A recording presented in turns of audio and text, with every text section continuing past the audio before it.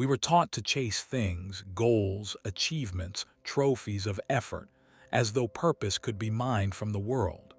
From the first day of school, we learned the gospel of striving. Make something of yourself, carve a name, accumulate, improve, compete. Yet somewhere between our first paycheck and our latest purchase, a quiet ache remains. The feeling that even with all we've gained, something essential is still missing. That ache is not failure, it's guidance. It is the soul whispering, you are looking in the wrong direction. The culture promises that fulfillment lives in form, in the house, the car, the relationship, the bank account. It says, work hard now, rest later. Earn enough and you will finally be safe. But when later arrives, satisfaction hasn't. The ego offers another deal, another goal, another product, another fix. Each time we believe the next achievement will silence the hunger. Yet the hunger is not for things. It is for remembrance.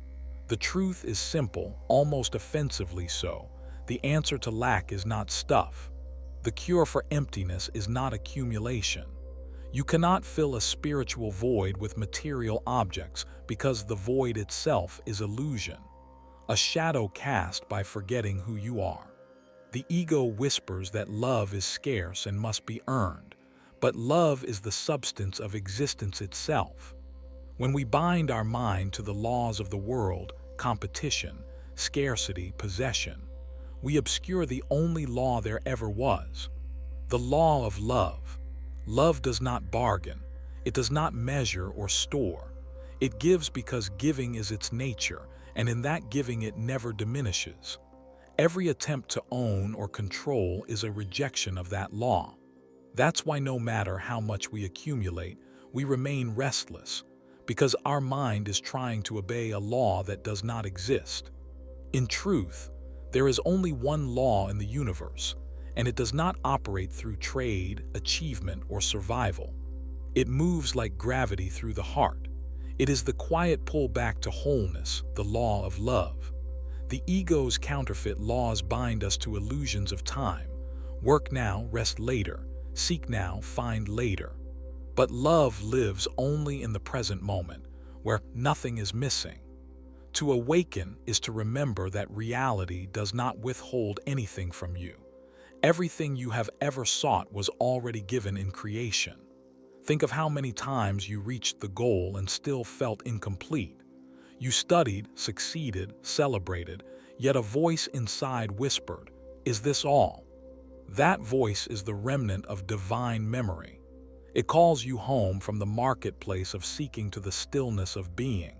Jesus said, "You seek to prove salvation where it is not." Every time you chase peace through form, you try to find wholeness in separation.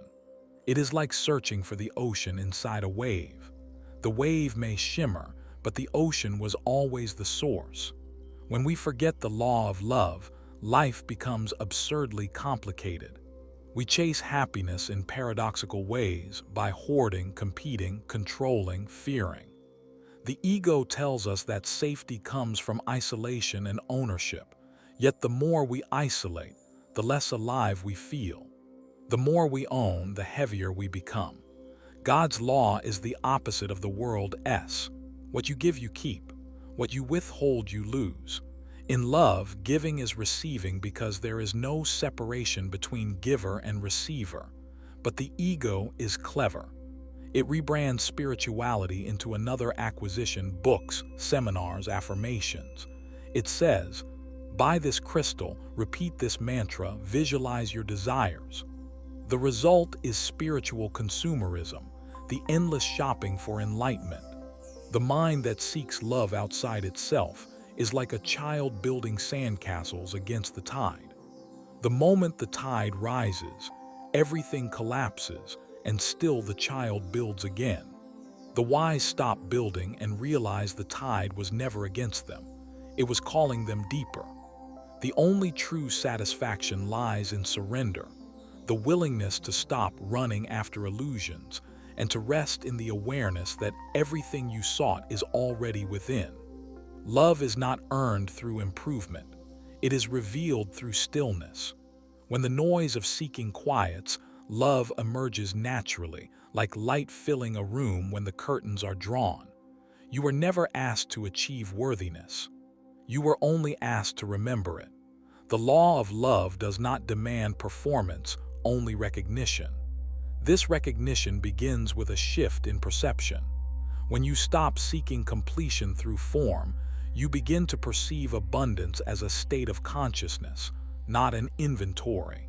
You see that lack is not a condition but a belief, a misunderstanding about where value lives.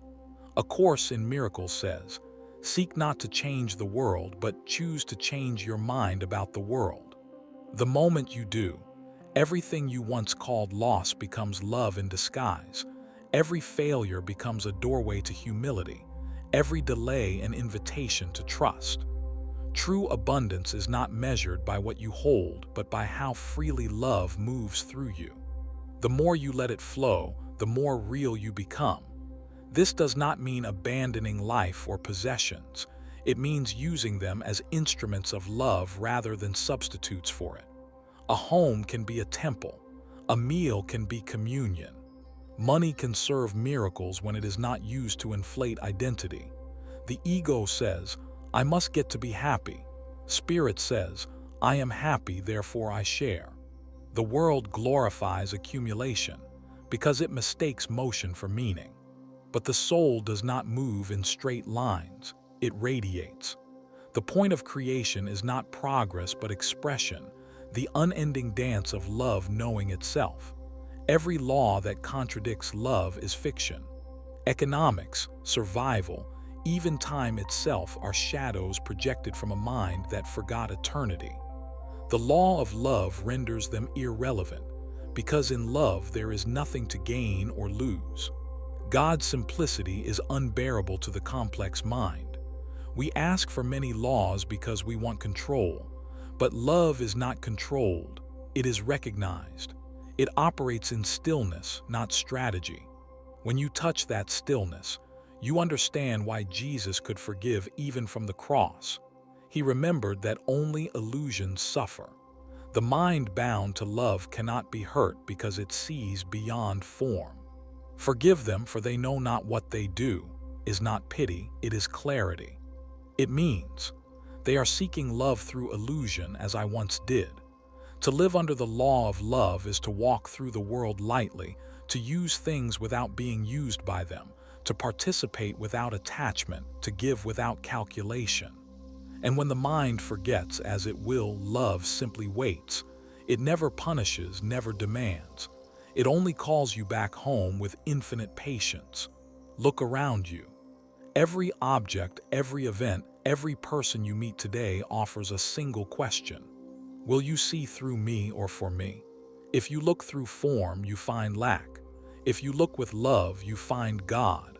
The kingdom of heaven is not far away. It is the moment you stop seeking and start seeing.